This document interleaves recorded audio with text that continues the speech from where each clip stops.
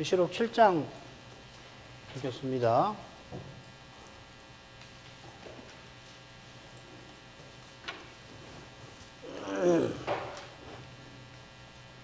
(7장) 1절부터 17절까지 보겠습니다.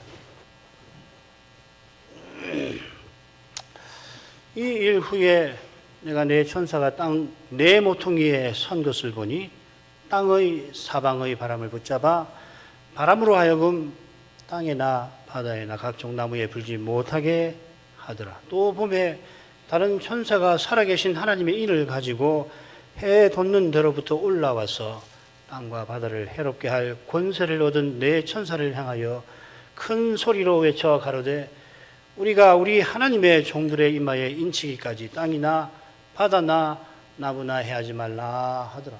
내가 입맞은 자의 수를 들으니 이스라엘 자손의 각 지파 중에서 입맞은 자들이 14만 4천이니 유다 지파 중에 입맞은 자가 1만 2천이요 루벤 지파 중에 1만 2천이요 갓 지파 중에 1만 2천이요 아셀 지파 중에 1만 2천이요 납달리 지파 중에 1만 2천이요 므낫세 지파 중에 1만 2천이요 시므온 지파 중에 1만 2천이요 레위 지파 중에 1만 2천이요 이사갈 지파 중에 1만 2천이요 스불론 지파 중에 1만 2천이요 요셉 지파 중에 1만 2천이요 베냐민 지파 중에 입맞은 자가 1만 2천이라. 이 일 후에 내가 보니 각 나라와 족속과 백성과 방언에서 아무라도 능히 셀 수 없는 큰 무리가 흰옷을 입고 손에 종려가지를 들고 보좌 앞과 어린 양 앞에 서서 큰 소리로 외쳐 가로되 구원하심이 보좌에 앉으신 우리 하나님과 어린 양에게 있도다 하니 모든 천사가 보좌와 장로들과 내 생물의 주위에 섰다가 보좌 앞에 엎드려 얼굴을 대고 하나님께 경배하여 가로되 아멘.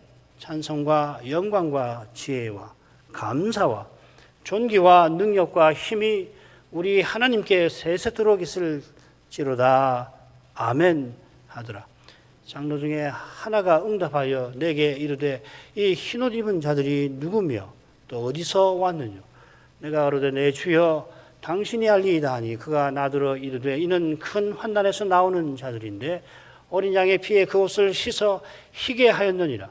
그러므로 그들이 하나님의 보좌 앞에 있고 또 그의 성전에서 밤낮 하나님을 섬기며 보좌에 앉으시니가 그들 위에 장막을 치시리니 저희가 다시 줄이지도 아니하며 목마르지도 아니하고 해나 아무 뜨거운 기운에 상하지 아니할지니 이는 보좌 가운데 계신 어린 양이 저희의 목자가 되사 생명수 샘으로 인도하시고 하나님께서 저희 눈에서 모든 눈물을 씻어 주실 것임이로라.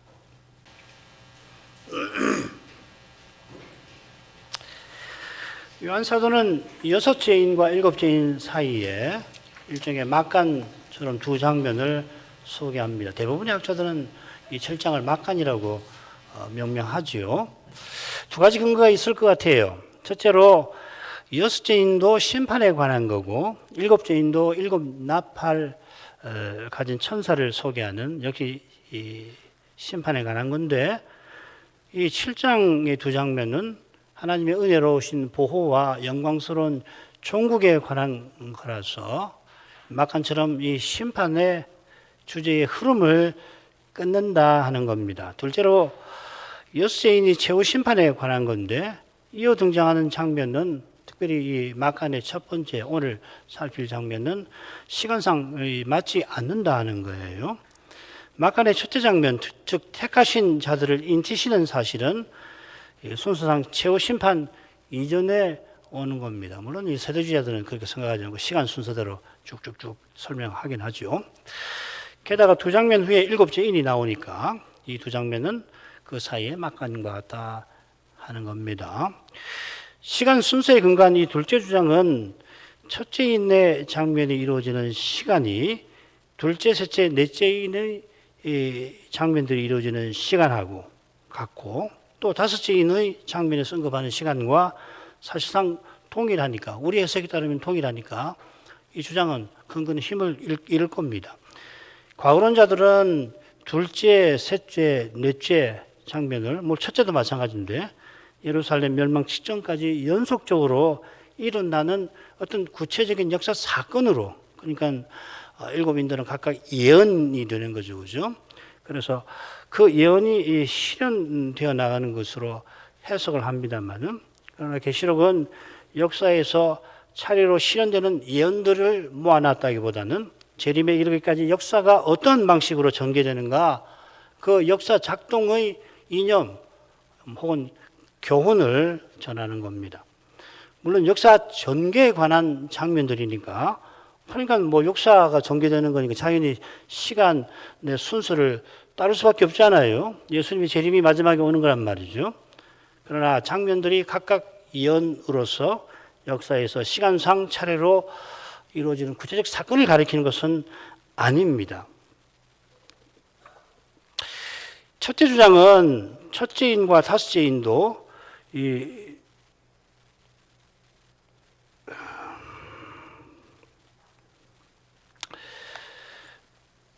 다섯째인도 둘째, 셋째, 넷째, 여섯째인과 마찬가지로 심판에 관한 주제를 담고 있다고 전제를 하고 있는 거죠, 그죠? 그러나 우리는 첫째인 이 백마의 기사가 복음의 무제한적 승리를 상징한다고 해석했습니다. 그러니까 이 승리는 다섯째인과 자연히 밀접히 붙어 있는 겁니다. 죽임당한 영혼들이 탄식하는 신호는 분명히 하나님의 심판이 전제되어 있긴 합니다만은, 이 영혼들이 기꺼이 순교한 것이 이미 복음의 승리이고, 그들이 바라는 건 역시 그리스도의 최종 승리인 겁니다. 이 영혼들이 복된 천국에 이르러서도 우리 모두가, 자기만 아니고 오고 오는 모든 신자가 그리스도와 같아지는 부활을 하늘에 가서도 간절히 바라고 있잖아요. 바로 이 육신의 부활이 복음의 최종 승리인 겁니다. 복음은 단지 예수 믿고 죄 사함 받아 천당 가는 정도가 아닙니다. 나 혼자 예수 믿고 그리고 이 땅에서 비교적 평안하게 살다가 그다음 천당 가서 영원 무궁히 아무리 해봤지 않고 그렇게 즐겁게 사는 거, 그런 요소가 없지는 않아요. 왜 없겠습니까? 근데 성경에서 약속하는 천국, 영원한 나라는 지금 예수 천당이 주장하는 거하고는 너무나 고상하고 너무나 풍부하고 심오하잖아요. 그리고 개인주의적인 그런 생각을 갖지 못하게 합니다. 복음은. 우리가 믿음으로 그리스도를 믿어 지금 여기서부터 그리스도의 몸과 지체로서 그리스도를 함께 혹은 각각 드러내다가 장차는 그리스도와 같아져 가지고서 그리스도의 그 위대한 세계, 이런 세계가 어디 있을까요? 그리스도가 전부이시고 그 안에 그 전부 안에 계시는 그러한 사회를 영원히 이루는 것입니다. 이게 기독교예요. 그러니까 이 소위 막간이라고 하는 것은 이 일곱 인의 이 골격을 이루고 결론으로서 아주 적합합니다. 일곱째 인은 아주 짤막하게 노는 건 이 부록처럼 붙어 있다고 보고 말이죠. 그래서 저는 우리의 줄거리를 보시면서 성경을 읽으시면 참 좋겠다고 생각합니다. 역사는 어떤 식으로 흘러가는 건가 하는 것을 이 일곱인 시리즈에서도 우리가 배울 수가 있겠습니다. 자, 그러면은 13만 4천 계속 가지요. 막간의 첫째 장면은 택한 자들을 인치는 일을 다룹니다. 요한이 보니까 네 천사가 땅의 네 모퉁이에서 땅의 네 바람을 붙잡고서 바람이 땅 바다 나무를 불지 못하게 하지요. 그러니까 이 네 천사는 이미 이 네 바람을 통해서 땅과 바다를 해롭게 할 권세를, 허락을 받은 상태입니다. 해롭게 하라고 허락은 받았는데 아직은 바람을 붙잡고 있어요. 그 이유가 뭔가 하면은 하나님의 종들의 이마에 인을 치는 그 일이 선행되어야 하기 때문에 그렇습니다. 이 인이 하나님의 인이라고 했는데 다른 천사라고 하는 이름을 가진 천사가 하나님의 인을 가지고서 특별히 해 뜨는 돋는 데서부터 올라와서는 인치는 일을 하겠으니 내 천사들어 그 해치지 말라고 명령을 했죠. 이 장면은 앞서 말씀드린 것처럼 첫째인 그리고 다섯째인 첫 번째 부분과 세 번째 부분의 주제와 딱 붙어 있습니다. 복음이 세상 끝까지 모든 민족에게 전파될 때에 복음과 그리스도를 인하여 목숨 잃는 일이 생깁니다마는 우리 주님이 예언하셨죠. 바로 이것이 인받은 증거에 속하는 겁니다. 순교만 그런 거 아니지요. 순교 당하는 분들은 물론이고 아울러 그리스도와 함께 고난받는 일상에서 그리스도를 인해서 이 죄와 죽음의 현실을 정직하게 대면하는 이마다 인받은 사람들 아니에요. 그런 방식으로 복음은 신비하게 승리하는 겁니다. 일상에서 이런저런 일로 사람이 올 때는 이 믿음으로 말미암아 무시를 당하고 그렇지만은 그러나 그리스도는 그러한 신비한 방식으로 승리를 지금 여기서 거둬가시는 거란 말이죠. 이 승리는 하나님께서 인치신 자기 소유를 쓰셔서 신이 이루시는 거룩한 사업입니다. 이 인치는 것은 내 소유다 이 말이죠. 그죠? 출애굽기 19장 5절에 있는 이스라엘은 내 소유다. 왕의 특별한 재산이다 하는 것과 같은 의미입니다. 그리스도께서 십자가 지시기 전날 대제사장으로서 기도하시면서 주님의 사도와 우리를 내 것이라고 부르셨죠. 그죠? 주님께서 내 것이라고 부르는 사도와 교회로 말미암아 영광을 받겠다 하시는데 그 영광 받는 방식이 뭔가 하면 미워하는 세상에서 그리스도를 드러내는 것이라고 아버지께 기도하시는 그 장면에서 밝히셨습니다. 시간이 많지 않으니까 이거는 돌아가셔서 읽어보시면 좋겠습니다. 요한복음 17장, 특별히 11절부터 19절 내용이 그것입니다. 세상에 있지만 세상에 속한 자가 아닌, 그런데 그 세상이 자기 것이 아닌 이 신자를 미워하는 거 아니에요. 그게 고난 아닙니까? 자, 지난 시간 이어서 그 다음으로 넘어가죠. 4절부터 8절까지가 되겠습니다. 내가 입맞은 자의 수를 들으니 이스라엘 자손의 각 지파 중에서 입맞은 자들이 14만 4천이니 유다 지파 중에 입맞은 자가 1만 2천이요 루벤 지파 중에 1만 2천이요 갓 지파 중에 1만 2천이요 아셀 지파 중에 1만 2천이요 납달리 지파 중에 1만 2천이요 므낫세 지파 중에 1만 2천이요 시므온 지파 중에 1만 2천이요 레위 지파 중에 1만 2천이요 이사야엘 지파 중에 1만 2천이요 스불론 지파 중에 1만 2천이요 요셉 지파 중에 1만 2천이요 베냐민 지파 중에 입맞은 자가 1만 2천이라. 4절에서 요한은 그리고 내가 들었다 이렇게 14만 4천의 수를 들었다고 이야기를 합니다. 간단하게 설명을 하죠. 그 인치는 장면은 보지 못하는 것 같아요. 인을 친다는 이야기를 듣고 인을 맞는 자가 14만 4천이다. 그 수를 들었다 하는 겁니다. 자, 그 다음 넘어가죠. 이 맞은 자의 수는 14만 4천이고 이 14만 4천은 이스라엘 각 지파 중에서 인 맞는다 이렇게 되었습니다. 먼저 다른 천사는 이들을 뭐라고 3절에서 불렀냐면 우리 하나님의 종들이라고 부르죠.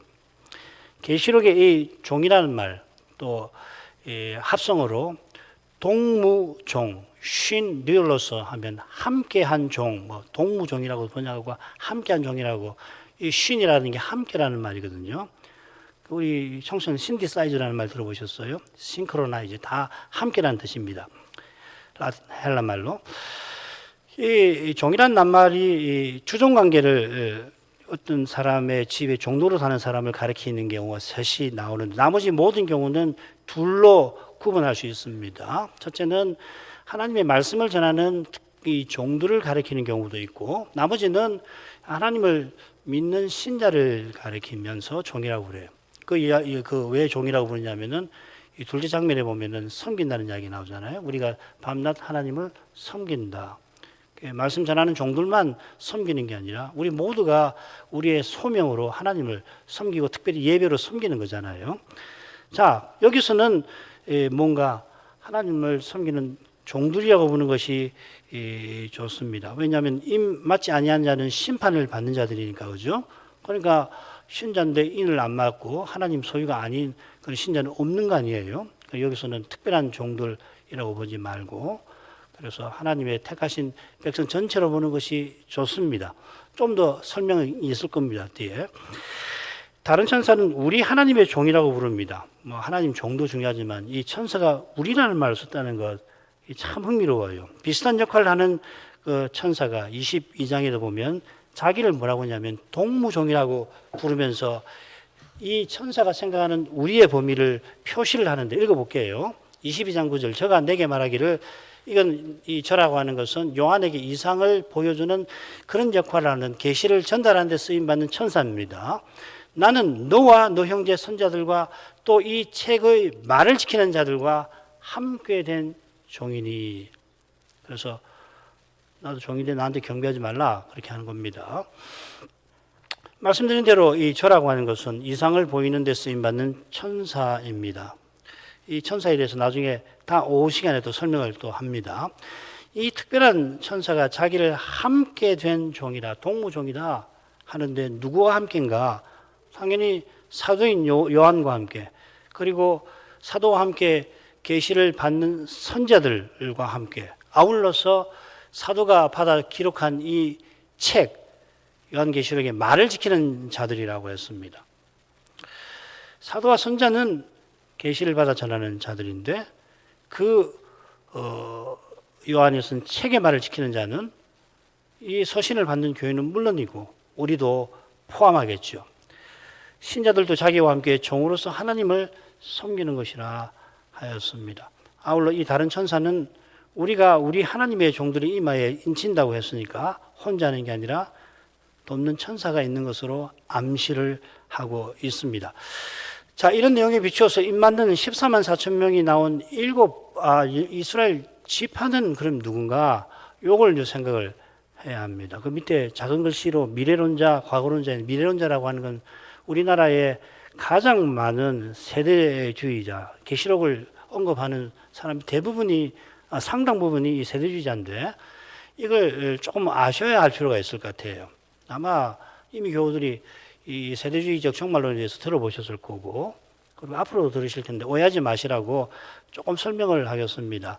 이 세대주의에는 14만 4천 명이 그리스도의 대환난 동안에 그리스도를 믿는 이스라엘 사람이나 대환난 이후에 그리스도의 두 번째 재림 때에 구원 얻는 이스라엘 사람이라고 얘기를 하는 겁니다. 중요한 게 이스라엘 사람, 혈통적 이스라엘 사람이에요. 이 세대주의에 의하면 주님의 재림은 둘이죠, 그죠? 재림 두 분이 있어요. 첫 번째 재림하실 때는 휴거가 일어난다고 그러죠, 그죠? 휴거 들어보셨죠? 들려 올라간다는 거 아니에요. 영화도 나오고 옛날에 20세기 말에 보면 그런 영화도 있고 미국은 그런 영화 숱하게 많습니다. 영화도 있고 책도 있고 소설도 있고요.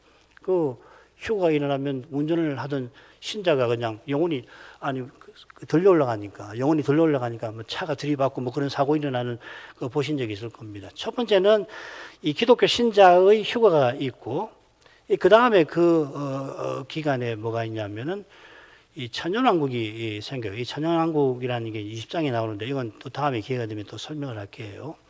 천년왕국하고 계시록 해석하고 예석학파하고 서로 연결되어 있긴 하지만 좀 다릅니다. 이 천년왕국이 있어요. 그리고 이 천년왕국 끝에 말하자면 적그리스도가 등장을 하고 그 다음에 예수님이 두 번째로 재림하셔서 최종적으로 심판하시는 거란 말이에요. 그러니까 이 천년왕국, 세대주의자들이 말하는 천년왕국은 두 번의 예수님의 재림 사이에 있는 그야말로 천년 동안의 통치 기간인데 그 나라의 구성원이 누구냐면 혈통적 유대인이라고 하는 거예요.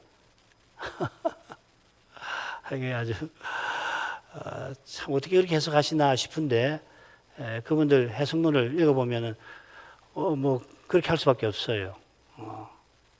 이걸 꼭 기억을 하시길 바랍니다. 과거론자들은 1세기 그리스도를 믿는 유대인들로 보고 있고 그 다음에 다섯 번째 이내 죽임당한 그 영혼들도 유대인 신자라고 해석을 하잖아요. 왜 그러냐면은 이 각각의 하나의 구체적인 사건을 예언한다고 보니까 시간의 순서대로 배열을 하고 과거론자들은 그 시간의 순서에서 제일 중요한 게 뭐냐면 이 70년 예루살렘 멸망이 제일 중요해요. 계시록의 90% 이상은 70년 예루살렘 멸망에 대한 예언이라고 보고 그렇게 착착착 끼워 맞춰서 설명을 하는 거거든요. 그런데 의외로 이 과거론자 가운데 개혁파 신앙을 가진 분이 상당히 많이 있습니다. 미국에 훌륭한 개혁파 신학자 중에 이 과거론자가 많습니다. 자, 보십시다. 이스라엘이 계시록이 두 번 더 나옵니다. 한 번은 버가모 서신에 나오고 그 발람 이야기를 하면서 이스라엘 이야기를 하니까 그거는 구약 이스라엘 백성 혈통적 이스라엘이라고 꼭 말해야 될지 모르지만은 혈통적 유대인이라고 이스라엘이라고 말할 수 있겠죠. 그러니까 이 버가모 서신의 이스라엘하고 지금 14만 4천하고는 관계가 없겠습니다. 다른 한 분은 상관이 있을 것 같아요. 어디냐면 21장으로 가는 겁니다. 거기 보면 어린 양의 신부가 소개되는데 새 예루살렘 성이죠. 그죠? 그 예루살렘 성에 들어가는 그게 이제 성인데 그게 우리예요. 그러니까 21장을 생각할 때 교회를 가리키는 거라고. 이게 상징적인 이 묘사란 말이죠. 새 예루살렘 성은 죽어서 그런 금으로 장식된 그런 성에 들어가 산다. 그런 이야기 아니잖아요.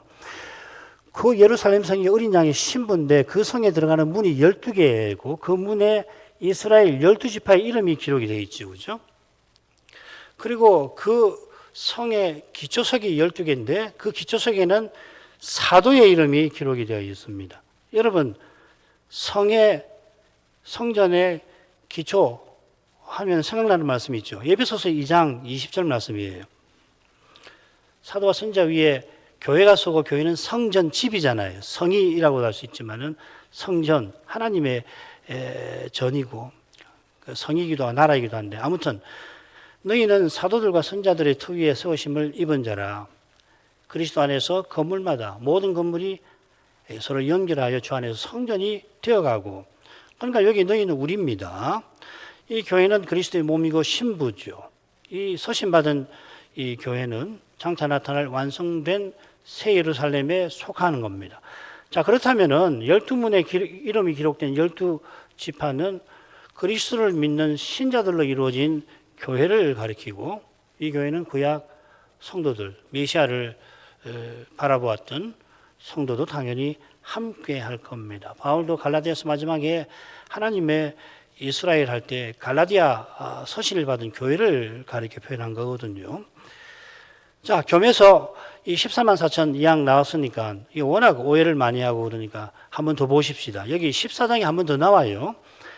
또 내가 보니 어린 양이 시온산에 섰고 그와 함께 14만 4천이 섰는데 그 이마에 어린 양의 이름과 그 아버지 이름 쓴 것이 있도다.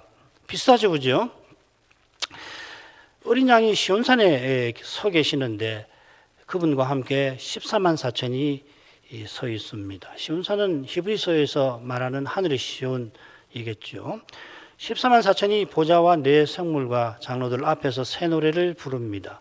이들은 하나님과 어린 양에게 속한 자다. 4절에 언급이 되어 있습니다. 소유인데 그걸 뭘로 확인하냐면 이마에 어린 양과 그 아버지 이름이 쓰이는 입 맞는 거죠. 그죠? 이 표 받는 거, 이름이 쓰이는 거, 이 다 상징적인 표현인 겁니다. 그러니까 이 14만 4천은 일곱인 막간 첫째 장면에 나오는 14만 4천과 동일하다고 보는 게 좋아요. 이제 당연한 것 같은데 왜 다르게 보는 분들이 많은가? 그건 14장을 공부하면 제가 설명을 하겠습니다. 어떤 분들이 구분을 해요. 7장의 14만 4천은 이런 분들, 개혁파 신학자 가운데서 구분하는 분이 있는데 그 이유는 4절에 있는 어떤 용어 때문에 그런데 지금 이야기하면 복잡하니까 그때 설명하도록 하고 우선 동일하다 이렇게 보십시오. 14만 4천은 어떤 이단들이 사람들을 미혹하려고 신천지죠. 정신없는 사람들 성경을 아무렇게나 해석해 놓고서 어리석은 사람을 미혹하려고 지금도 무슨 실제로 구원받는 사람이 14만 4천 명이라 되는 것처럼 그렇게 했다가 나중에 취소하고 그러죠. 이건 상징수예요. 계시록에는 상징수가 많은데 14만 4천도 상징수인데 여러 개의 상징수가 합해진 겁니다. 144는 12 곱하기 10이고 1000은 10 곱하기 10 곱하기 10, 10의 3승입니다. 12는 이스라엘 12지파 중에 나오고 언약 백성 전체를 상징합니다. 제곱은 옛언약과 새언약의 결합을 상징하는 것 같습니다. 이 12의 제곱이 계시록에 한 번 더 나오죠. 새 예루살렘 성의 성곽의 규격입니다. 144 규빗이죠. 그러니까 이 144 성곽의 규격은 전체 교회를 이 성이 상징한다. 신구약 성도를 포함하는 교회라고 하는 것을 가리키겠죠. 천은 10의 세제곱입니다. 이 천은 천년 왕국할 때 그 천년, 예수님의 초림과 재림 사이의 상징이기도 하고 또 한 가지는 뭐냐면 예루살렘의 장광고가 같은 거, 장광고가 같은 게 그 지성소 규격인데 그걸 가리킬 수 있겠다 생각도 듭니다. 또 한 가지는 있습니다. 그건 조금 후에 또 말씀을 드릴게요. 이 맞은 자의 목락이 나오는데, 이 맞은 자라고 하는 표현이 유다 지파와 마지막 베냐민 지파에 그렇게 나왔습니다. 이건 참 아름다운 표현이죠. 그죠? 일일이 다 하지 않는 12지파 다 입맞은 자지만은 처음과 끝에 입맞은 자의 수가 1만 2천이다 이렇게 딱 표현한 겁니다. 그 12이 나왔죠. 그죠? 우리 성경, 뭐 영어도 마찬가지인데 신약 성경의 절수는 각 절의 세수로 이렇게 네 개의 절로 묶어 놨습니다. 이건 아마 이 신약 성경의 장절 구분한 이가 있거든요. 스테파누스라고 하는 사람이 이렇게 한 절에 세 지파씩 네 절로 이렇게 묶어 놨는데 왜 이렇게 묶어 놨을까? 제가 추적할 때 뭐 스테파누스를 장차 만나면 물어보면 되는데, 계시록 21장에 보면은 동서남북의 문이 기초석이 문이 셋이잖아요. 그죠? 그래서 아마 셋으로 묶어 놓은 것 같은데 잘 모르겠어요. 셋으로 꼭 묶어야 되는지 잘 모르겠습니다. 왜 그러냐면은 이게 굉장히 어렵습니다. 이 셋이 이 차례가 뭘 의미하는가 어마어마한 연구가 필요하거든요. 이건 아마 제가 21장을 만약 하게 되면은 그 기간 동안 연구를 계속 해가지고 그 말씀을 방위에 관해서 말씀을 드릴 수 있으면 좋겠습니다. 우선 둘씩 묶으면은 공통점이 있어요. 밑에 자료를 보십시오. 레아의 아들, 레아의 여종 실바의 아들, 또 라헬과 관련된 두 아들. 마찬가지죠. 그 다음에 시몬, 레이는 레아의 아들이죠. 이사갈, 스불론은 레아의 아들이고요. 그 다음에 요셉과 베냐민은 라헬의 아들. 그러니까 야곱의 두 아내와 두 여종에게서 12아들이 낳는데, 배열은 보면 이런 순서는 있는 것 같아요. 이 순서가 뭘 의미하는지는 조금 생각을 해봐야 하겠습니다. 자, 일단 그 다음에 이 목록에 대해서 두 가지만 간단히 생각하고 넘어가죠. 첫째로 유다 지파가 먼저 나오죠, 그죠? 이 민수기의 목록하고 비슷한데, 민수기 목록하고 다른 가장 중요한 점이 이겁니다. 민수기는 르벤이 맨 처음 나오죠. 요한계시록에서는 유다가 먼저 나옵니다. 이거는 5장에 나오는 유다 지파의 사자가 이기셨다라고 하는 그 사실과 붙어 있습니다. 그러니까 지금 누가 예수를 믿으면 12지파가 있어서 이 구약처럼 배치가 되는 거 아니잖아요. 그죠? 우리는 모두 이 그리스도의 몸과 지체로 존재하는 거란 말이죠. 여기서 배울 수 있는 것은 유다 지파가 왜 먼저 나왔나? 메시아가 연된 지파고 예수님이 그 유다 지파의 사자로 오셨다라고 하는 그것하고 관계되는 것 같습니다. 두 번째, 이 두 지파가 안 보여요. 한 지파가 단 지파고 다른 지파가 에브라임입니다. 그 11번째 요셉이 등장을 하죠. 요셉은 므낫세와 에브라임의 아버지이고 지파에서는 사라지고 대신 장자였다가 유다로 장자권이 넘어가면서 장자의 몫을 받아가지고 그 아들 므낫세와 에브라임과 므낫세가 각각 지파가 되어서 12지파가 되는데, 여기 이 에브라임이 사라지고 대신 요셉이 나왔습니다. 이 요셉이 에브라임 대신 쓰였을 수도 있는데, 그건 뭐 가정이고, 왜 단과 요셉이 없느냐? 아무도 몰라요. 다만 학자들은 두 지파가 구약 시대에 보니까 배도에 하는데 특별히 가담한 역사가 있거든요. 단 같으면 사사기 18장에 단의 배교가 유명하죠. 그래서 없어진 것 같고, 그 다음에 북이스라엘을 대표하는 에브라임의 배도가 특별히 호세아서의 주제 아니에요. 그것 때문에 빠졌을 거다. 달리 말하면 요한계시록에서 이 배도의 문제, 배교의 문제가 얼마나 중요한가 하는 것을 엿보게 하는 거다. 뭐 그런 정도로 넘어가죠. 그 다음에 우리가 이 요한계시록의 목록하고 민수기의 목록을 비교해서 배울 점을 몇 가지 보십시다. 민수기 목록과 대단히 비슷해요. 민수기 목록은 이 가나안을 향한 길에 신령한 전쟁에 나서는 군사의 명수죠, 그죠? 그처럼 계시록의 14만 4천 명도 재림을 향하여 거룩한 전쟁에 나서는 교회를 가리키는 것 같습니다. 교회를 둘로 구분하잖아요. 전투하는 교회, 승리하는 교회, 승리한 교회, 영광의 교회. 지금 하늘에 이르는 분들은 영광의 교회고, 물론 재림할 때 우리가 함께 영광에 또 이르겠습니다만 우선 그렇게 이야기하고, 지상의 교회는 이 전투하는 교회다 그렇게 이야기하잖아요. 처치 밀리턴트라고 그러죠. 그걸 이야기를 하는 것 같습니다. 그 다음에 이 14만 4천에서 천이라고 하는 숫자가 이게 히브리 말로 이 천은 군대의 가장 중요한 단위입니다. 천이 군사 그 부대가 있잖아요. 우리나라도 보면 소대, 중대가 있듯이 이 이스라엘 전쟁 군대 편제 제일 중요한 이 편제에서 있는 천이에요. 천부장이거든요. 어쩌면은 14만 4천에서 144 곱하기 천의 천은 이 군사적 용어일 수도 있다 하는 겁니다. 자, 14장에 14만 4천이 나오는데 거기도 전투하는 교회의 모습을 우리가 배울 수가 있습니다. 읽어볼게요. 14장 4절. 이 사람들은 여자로 더불어 더럽히지 아니하고 정절이 있는 자라. 어린 양이 어디로 인도하든지 따라가는 자며. 여기 여자로 더불어 더럽히지 않고 정절이 있는 자. 이 그리스도의 신부의 정결한 모습이죠. 그죠? 이게 13장하고 붙여서 읽으면 확 드러나요. 13장에 보면은 적그리스도의 미혹과 핍박이 있는데 그것을 이긴 모습입니다. 이게 이제 7장 두 번째 부분에 가보면은 두 번째 장면에 14절에 큰 환난에서 나오는 자들이라는 표현이 바로 그거예요. 이건 오후에 설명을 하겠습니다. 이들이 큰 환난에 스스로 뛰어든 게 아닙니다. 어린 양이 어디로 이끄시든지 인도를 받아 가서 이런 환난도 겪게 되는 겁니다. 마귀가 세상과 육신과 함께 주님의 교회를 미워해서 주님의 인도를 받아가는 교회를 좌절시키려고 무서운 악을 자행하는 겁니다만은 그런 환난은 어린 양이 지니고 계시는 일곱 뿔과 일곱 눈을 떠나서 발생하지 않습니다. 어린 양께서 주님의 교회를 잔잔한 물가로 인도를 하시지만은 때로 사망의 음침한 골짜기로도 이끄시는 겁니다. 주님과 같아지는 영광에 이르는 길에는 신령한 전쟁이 기다리고 있습니다. 두 번째로 민수기의 목록을 보면은 1장에는 12지파의 목록이고 3장에는 레위인의 목록이 따로 나와요.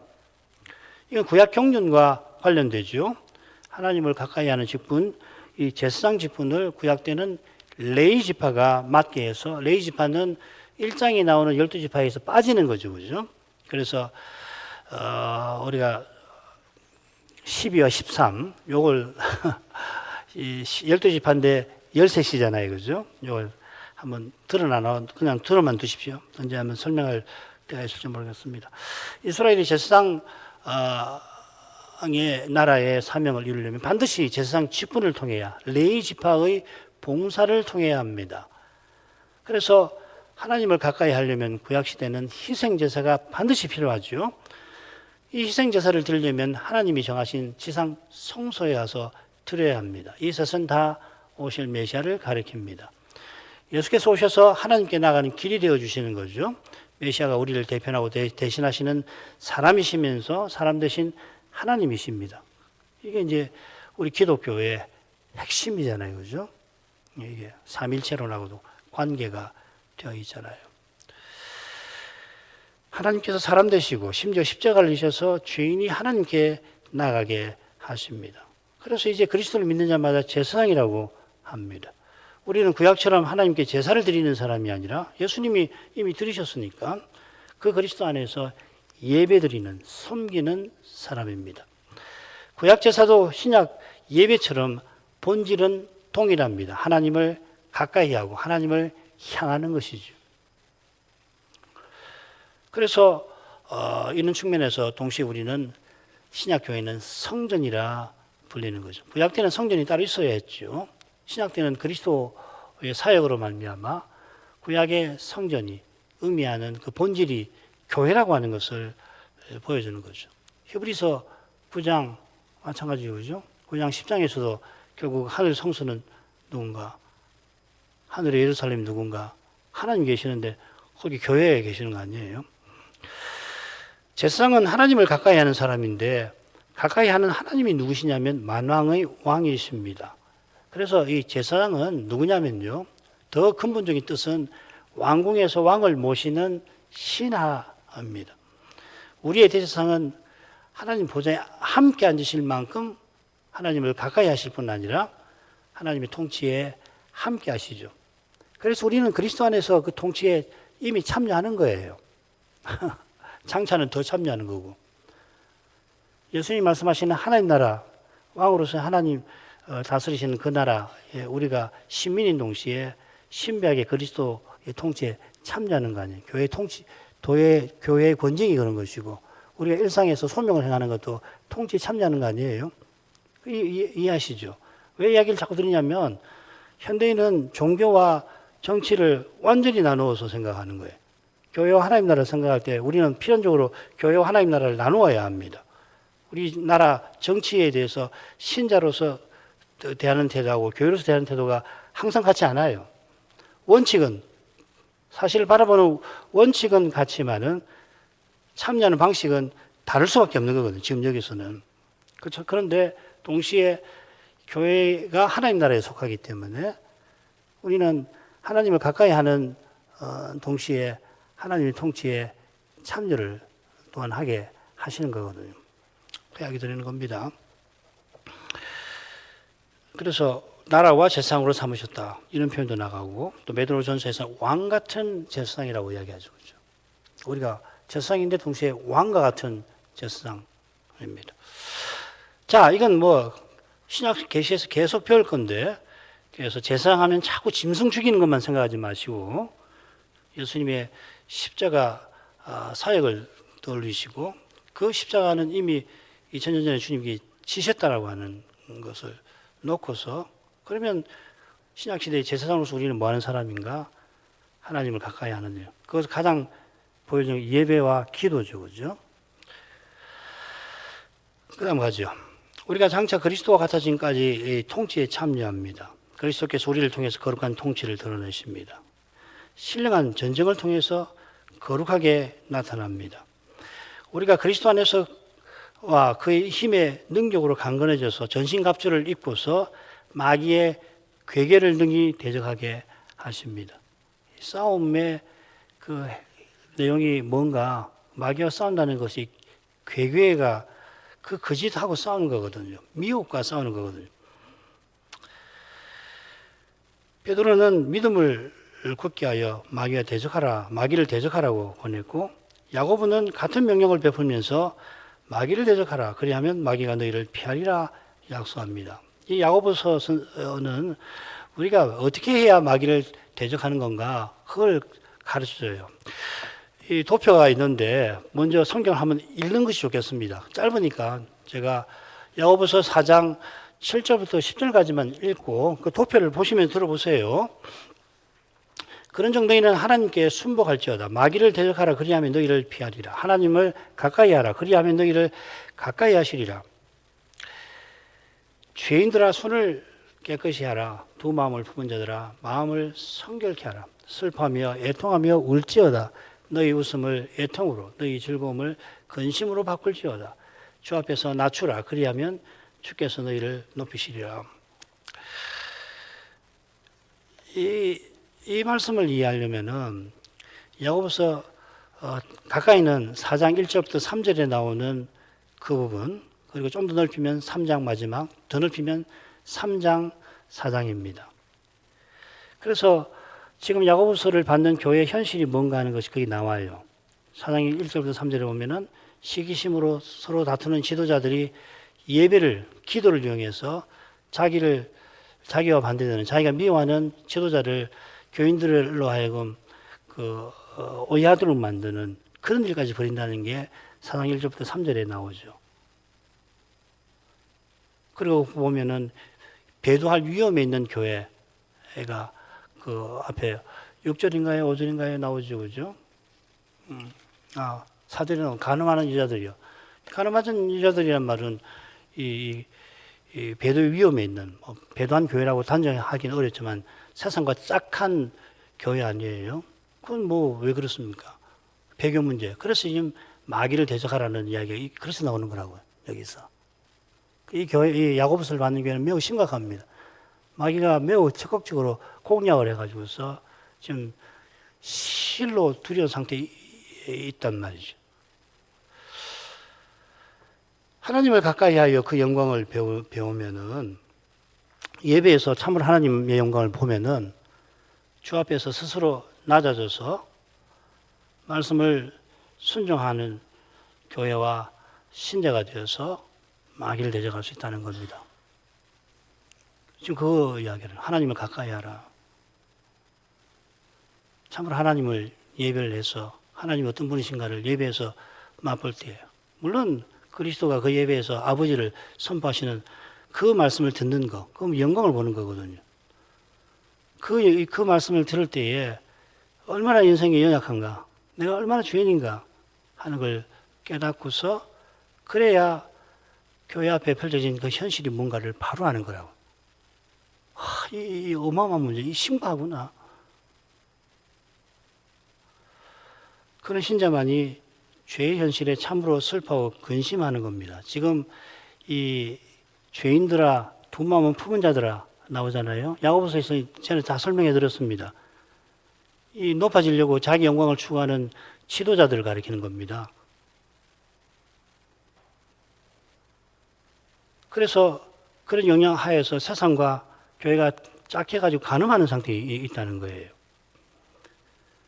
그래서 그들 보고 슬퍼라 하지만 슬퍼하지 않습니다.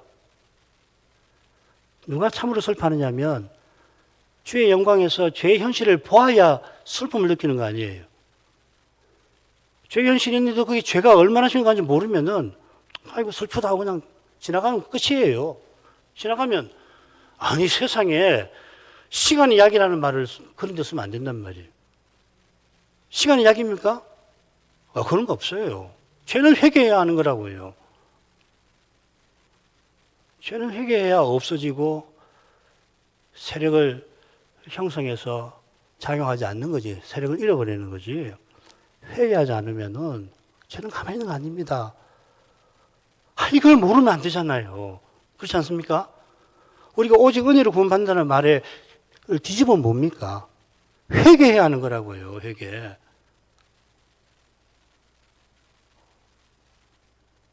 이게 너무 당연한 거라고. 시간이 지나가면 해결된다. 어떤 점이 맞아요? 예수님이 오시니까. 예수님이 회개도 안 하고 하는데 아유 해결해 주마. 그게 문제 아니에요. 그게 값사는 이 아니란 말이죠. 믿음으로 의롭다 하심을 받는다. 나는 이제 예수 믿었으니까 죄사함 받았으니까 무슨 짓이라도 하든지 상관없다. 그걸 이 세상에서 조롱해서 영화도 만들고 그런 거 아닙니까? 예수 믿었으니까 나는 이제 회개했으니까 살인을 저질렀지만 나는 이미 회개해서 마음이 평안합니다. 세상에 그런 복음이 어디 있냔 말이에요. 오죽하면 세상에서 그걸 조롱을 하겠습니까? 미량이라는 영화가 그렇다며요. 그런 건 없습니다.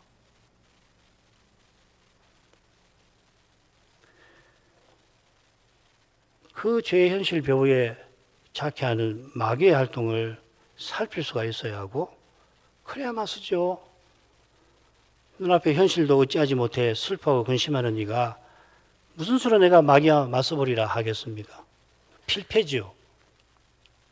오히려 죄 앞에 서서 인생이 얼마나 연약한지를 깨닫고서 전심으로 하나님을 의지할 뿐인 겁니다. 그러니 사람 볼 때는 나야가 그지없죠. 주님만 의지한다고 그러니까.